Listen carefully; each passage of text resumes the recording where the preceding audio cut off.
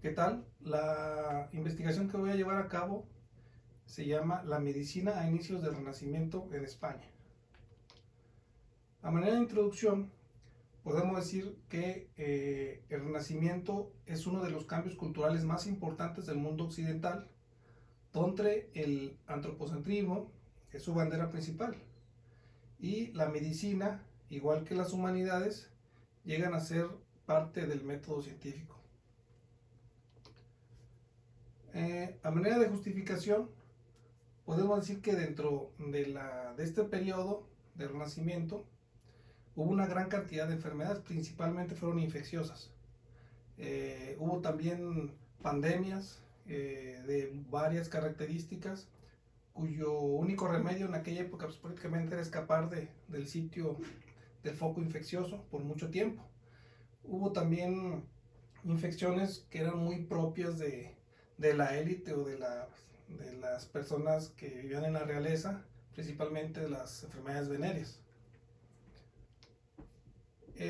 Ante todo esto, debía de existir alguna actividad de salud pública. La más importante fueron la que llevaron a cabo desde Felipe II y los reyes católicos, lo cual persistió incluso hasta el siglo XVII. Por lo anterior, nos preguntamos, en el actuar de la medicina del siglo XV en la corona de Castilla, en España, ¿se utilizaba el método científico o existían nociones del método científico? A saber de que como tal existió hasta después del siglo XVII. Otra pregunta sería, ¿las estrategias de salud pública que se llevaron a cabo ante este tipo de enfermedades, sobre todo epidémicas, en la corona de Castilla en España en el siglo XV, fueron efectivas? ¿Y en qué radica la importancia? En que, pues, de acuerdo a cómo las llevaron a cabo, obviamente iba a repercutir en la salud de la población en general, y debido a que estábamos bajo el régimen de la península, pues también tendría que repercutir en la Nueva España.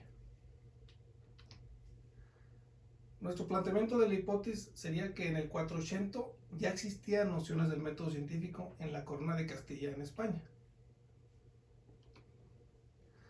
Los objetivos de estudio son identificar las estrategias de salud pública en el siglo XV en la corona de Castilla en España, conocer si dentro de sus conocimientos y limitaciones había un método científico en su práctica de la medicina en la corona de Castilla en España del siglo XV, y otro objetivo es identificar las enfermedades más frecuentes que se observaron en ese periodo. Nuestra metodología de investigación va a ser una metodología cualitativa, cuantitativa y deductiva. Cualitativa debido a que vamos a medir las características de los fenómenos sociales, después vamos a relacionar todas esas variables para obtener un resultado. Cuantitativa porque vamos a profundizar en casos también específicos y en base a estos descubrir el fenómeno social. Y va a ser de tipo deductivo porque vamos a obtener conclusiones a partir de hechos muy particulares para llegar a unos de tipo general.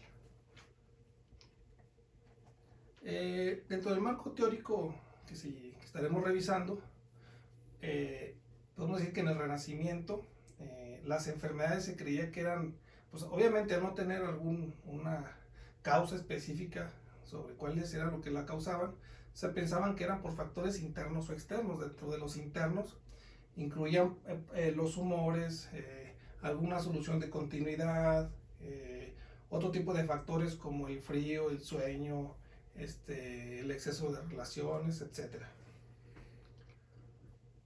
También en la medicina española tuvo gran influencia, obviamente, del lugar de origen del Renacimiento, que fue en Italia, como por ejemplo de Leonardo da Vinci y Andrés Vesalius.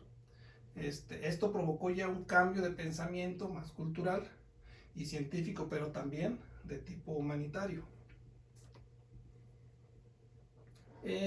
Hay algunas literaturas escritas en esa época, Algunos de los más importantes fue el libro de los orígenes, escrito por López, donde describe cómo en la Corona de Castilla se llevan a cabo las acciones de salud pública, lo cual es importante mencionarlos, y que su origen venía desde la realeza para aplicarlos en la prole. Dentro de los artículos que estuvimos revisando, me llamó la atención que se llama La utilidad de la investigación científica, el cual menciona que la industria del conocimiento, aunque no está muy bien valorada, llega al menos a 7 millones de jóvenes en las universidades, esto principalmente en Argentina, lo que lo convierte una situación de poder vital importante, y que este poder que tienen las universidades, que tiene el conocimiento, puede servir tanto para mantener el statu quo como para cambiarlo. Pero también menciona que quiénes son los que tienen el poder para hacer estas modificaciones. Pues principalmente lo tienen los políticos y la riqueza, los que se pueden apropiar del conocimiento. Sin embargo, también el autor menciona que pues no todo el conocimiento se puede comprar. Para eso se tiene que hacer un examen de los argumentos a favor de la investigación académica. Y para esto tenemos que decir que la investigación tiene que ser imparcial, debe ser neutral, científica. Dentro de la imparcialidad se dice que el poder político y la riqueza corporativa, como se mencionó hace rato, hace que en las universidades se produzca gente para que encaje en los espacios de estructura social que actualmente se encuentran, y que no traten de cambiarla. O sea, está sobre algunos intereses. Y esto lo hacen a través de ciertos mecanismos muy específicos. Por lo tanto, la educación tiene que tratar de desafiar esas reglas para evitar que el académico entre en trivialidades. En relación a la imparcialidad, también menciona que pues no hay una universidad que sea imparcial. Lo que sí es que la universidad debe estar sobre intereses ideológicos de clase y sobre todo sobre intereses gubernamentales. Menciona que la investigación académica debe ser objetiva y debe ser neutral, eso es muy importante. Aunque, por ejemplo, dice que la neutralidad, por ejemplo, en las ciencias sociales, se va a notar diferente a las áreas más específicas, más científicas. Incluso mencionan que pudieran estar contaminadas de la subjetividad. Pero la subjetividad también entra en otras áreas, en las áreas de las ciencias precisas, en las ciencias exactas, ya que, por ejemplo, en la física se puede hablar de probabilidad. Esto dependiendo del resultado del observador, ya de acuerdo a se encuentra en alguna parte del espacio del tiempo. Esto va a cambiar la probabilidad, y ese hecho ya entra como parte del proceso científico.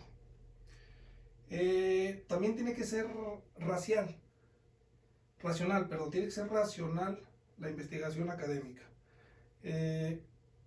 Dice que un académico debe evitar el sentimentalismo, ya que estos pueden distorsionar el conocimiento, pero también el sentimentalismo aplicado a las ciencias sociales, al humanismo, puede enriquecer esta información. Y para finalizar, podemos decir que pues en general las universidades deben adaptarse a estudiar las causas y las soluciones de la problemática que se encuentra en sus sociedades, y no estar a favor de algún tipo de situaciones externas. Otro artículo que está muy interesante y que me ayudó mucho a llevar a cabo este proyecto de investigación es el llamado Herramientas claves para pensar y elaborar un proyecto de investigación en humanidades. Y comienza diciendo que pues obviamente todo proceso de investigación tiene diferentes etapas para construir y justificar el conocimiento científico. Y para esto hay 3 tipos de dimensiones. La dimensión epistemológica, son los métodos de uso y construcción de modelos teóricos. O sea, lo que trata es de resolver lo que se quiere conocer. Y esto se va a alcanzar cuando se esclareza lo que se quiere investigar. Otra de las dimensiones es la dimensión estratégica. Esto lo que habla es de los criterios y las reglas metodológicas. Y algo importante es que le da libertad al investigador para seleccionar qué recursos metodológicos quiere utilizar. Y la tercera es la dimensión de las técnicas de recolección y análisis de datos. Esto es simplemente las maneras, los modos de obtener, organizar e interpretar los datos que se obtienen. Entonces, para llevar a cabo esta investigación, debemos, número 1, determinar el tema de investigación. Este tema debe, número 1, interesarnos, que aporte que aporte conocimiento. Y este puede ser algo que ya se ha estudiado para darle con esto otra perspectiva, o incluso puede ser una información nueva. Este va a ser nuestro objeto general de estudio. Ahora vamos a formular posteriormente las preguntas de investigación.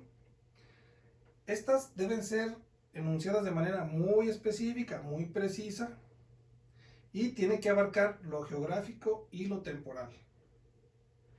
Y debe ser de lo general a lo particular, y lo tenemos que plasmar en el área de antecedentes y justificación. ¿Cómo se va a redactar la pregunta de investigación? Bueno, estas se van a hacer mediante una oración interrogativa y tiene que ser de forma clara, como se mencionó. Y debe incluir todas las variables que se utilizaron.